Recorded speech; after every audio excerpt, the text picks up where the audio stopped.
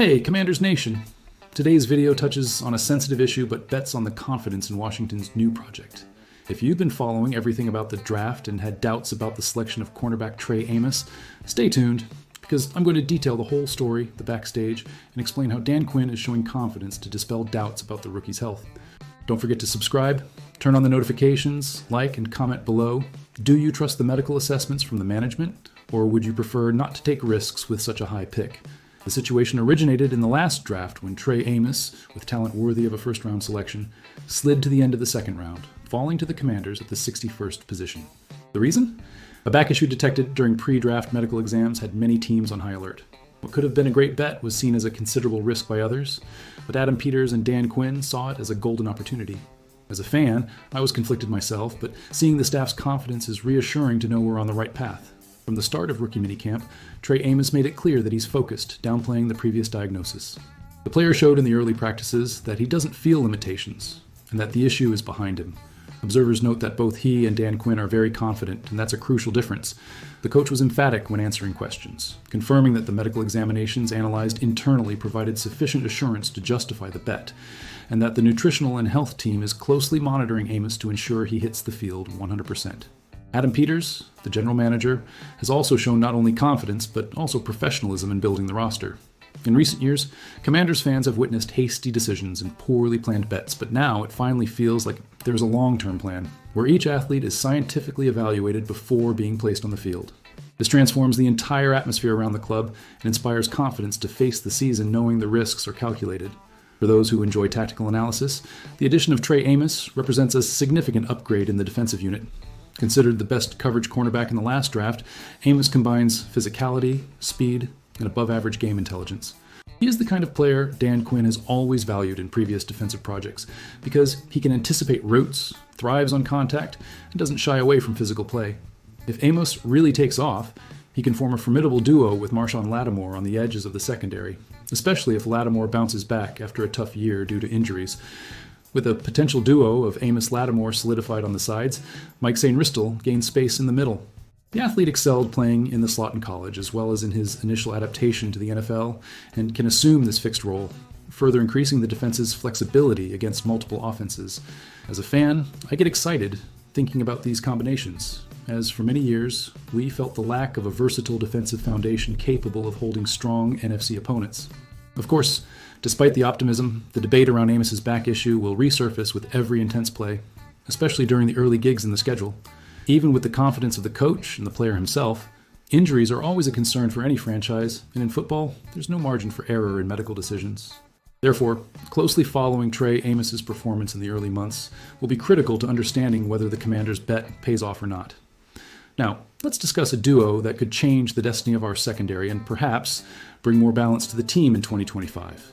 Marshon Lattimore, a multi-time Pro Bowler veteran, has always been synonymous with intensity, but that extra intensity often turned into unnecessary penalties and headaches for the team and his teammates. Stay with me until the end. Subscribe to the channel, hit the bell, and comment here. Do you believe you can teach new tricks to an old pro, or does the DNA never change? Recently, we saw Lattimore get involved in another scuffle, this time in the NFC Final, when he reacted to a provocation by A.J. Brown of the Eagles and ended up penalized. It's no secret that Lattimore's aggression has made him one of the most feared cornerbacks in the NFL, but the lack of control at times harms both his stats and the team's chances in important games. As a fan, I admit I'm torn because that fire is what makes him a decisive player, but the cost is high when the team loses yards, possessions, or even points because of penalties. The current scenario brings hope for evolution with the arrival of Trey Amos, a rookie selected in the second round of the latest draft. Amos is the type of player who combines on-field aggression with emotional calmness, a combination every defensive coordinator dreams of finding in a young unit. Asked about his demeanor, he was clear. I keep everything relaxed and calm. On the field, nothing takes me off focus. I treat every play like it's amateur football. I just think about my task. This calmness could be the reference Lattimore needs to return to Pro Bowl status without putting the team in the awkward position of unnecessary penalties. The numbers don't lie and clearly show the contrast between the two. While Lattimore committed 6 penalties in just 277 defensive snaps last season, including playoffs, Amos, in his entire 5-season college career, was flagged only 12 times, with just 3 occurring last year. In other words, it's possible to be physical, cover toughly and aggressively without crossing the line between fervor and recklessness, and Amos is proof of that. This is crucial for a defensive group aiming to make a quality leap. Coach Dan Quinn's biggest challenge will be finding the ideal balance. We know part of what made Lattimore an All-Pro is precisely that almost uncontrollable spark that turns routine plays into impactful ones. However, the NFL is unforgiving, and despite talent, teams with big dreams cannot afford to waste drives due to a lack of discipline. Amos might be the perfect partner not just to help with tips, but to show day to day that it's possible to be intense without losing one's head, especially since the new generation is ready to learn fast. What excites me most as a fan is imagining this partnership creating a balanced secondary where experience and youth together build new benchmarks for the fans. Just think if Amos's manual of calm and efficiency truly impresses Lattimore and even serves to inspire other roster members. If everything works, the Commanders will have a new standard of competitiveness and perhaps the quality jump that's been missing in the final stretches of recent seasons. Now, I bring you an inspiring story straight from our roster. The journey of Robert McDaniel, the safety from Jackson State, who got a golden opportunity as an undrafted free agent. If you believe that talent speaks louder than a college name or draft position, this video is for you. Be sure to like, subscribe to the channel, and comment here. Do you believe a UDFA can truly change the team's history? Stay with me until the end, because McDaniel is proving at minicamp that the impossible can become reality.